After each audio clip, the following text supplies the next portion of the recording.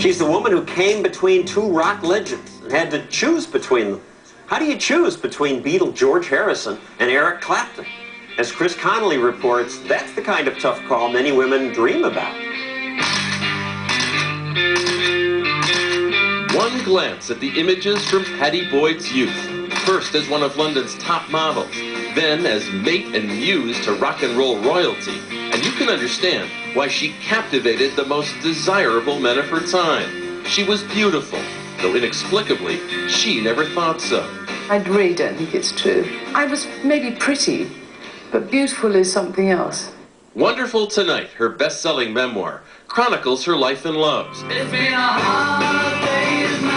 including the one that began in March of 1964, when she was cast in the Beatles movie A Hard Day's Night and given a single word to say.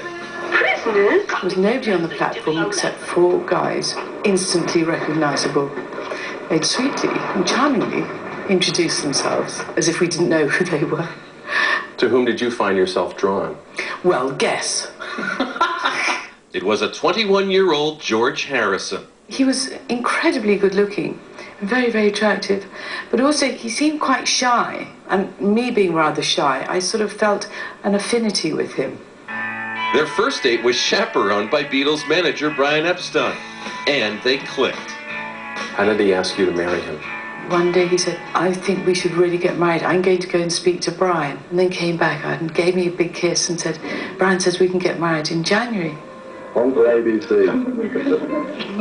Pattie would settle into cozy domesticity, while George would go on to make the greatest music of his career with the Beatles, including a song George told Pattie he'd written for her, Something. Something in the way she moves. Oh, I thought it was an incredibly beautiful song. Beautiful. Attracts me like no other lover. Yet well before George took the stage at the concert for Bangladesh, Pattie had attracted the attentions of another man, one very close to him. The old friend of mine, Mr. Eric Clapton. One day I got a little letter, beautifully written, and saying that, you know, this person really loved me, and I had no idea who it was from. It was just signed E. So I showed it to George, said, look, I've got a great fan here, and thought no more about it until that evening. And Eric phoned up and he said, did you get my letter? Oh, my God. Eric and Pattie began to spend a lot of time together. What was going on? You were a married woman? Yes, but I hardly ever saw George. He seemed to be in the office or in the studio all the time. So I was pretty much left on my own. What was exciting about this man, Eric, courting you as he was? Well, I suppose it was exciting because, you know, quite frankly, he was outrageous. And me, silly me, being sort of swayed by flattery. No one had told you in a while that you were beautiful, you were desirable? No. You missed that in your life? Yeah, but it's pathetic, isn't it, to think that, you know, one relies on that. On a single tumultuous day in 1970, Pattie Boyd Harrison would come to know the depth of Eric Clapton's feelings for her. He said he wanted to play me something. He put a tape in the cassette machine, and he played Layla.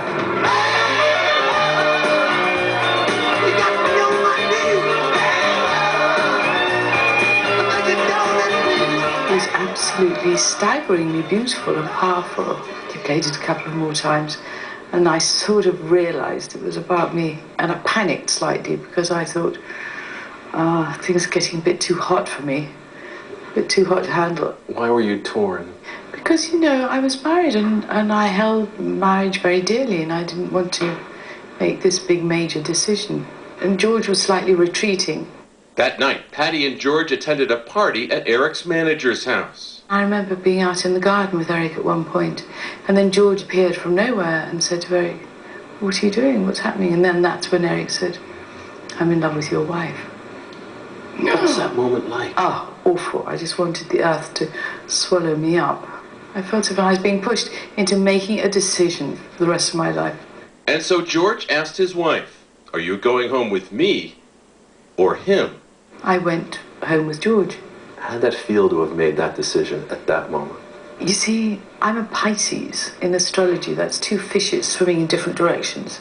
So I am typical, isn't it? Being pulled one way or the other, and it's just like, it's a really bad sign to be in this situation. The next time Eric saw Patty, he held up a vial of heroin, vowing to take it if she didn't run off with him.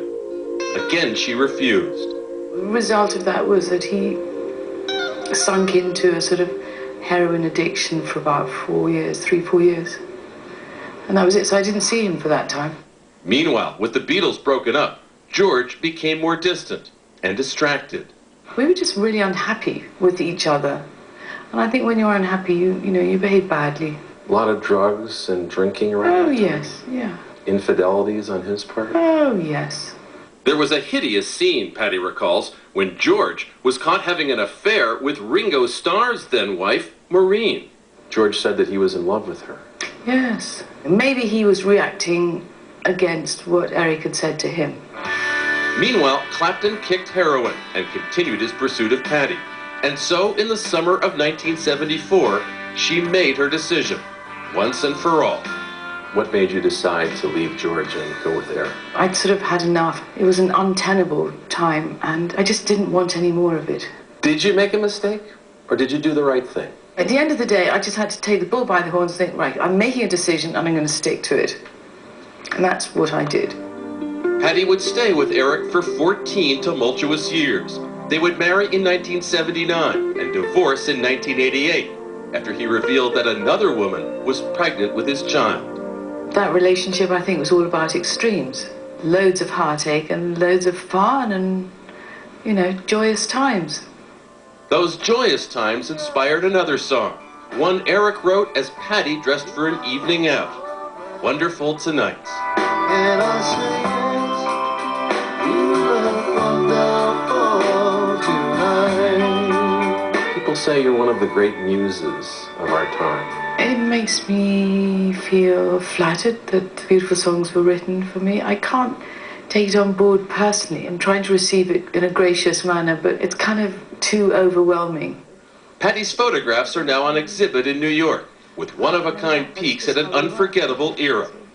Remarkably, up to his death in 2001, George would always remain on good terms with Eric. Here are the two gentlemen together, and you talked about even how at Christmas, the year that you went with Eric, George came over and you had a lovely time together. Yes, but George was actually horrified, really, because I was eating turkey and we were vegetarians. You were walking on the dark side. I was. Two men between whom Patty Boyd is asked to choose one final time. Who is the great love of your life? Oh, that's such a difficult one, Chris. Can I have two? No. Probably George. I feel that George is with me forever. So I suppose I'll have to say that George is the love of my life.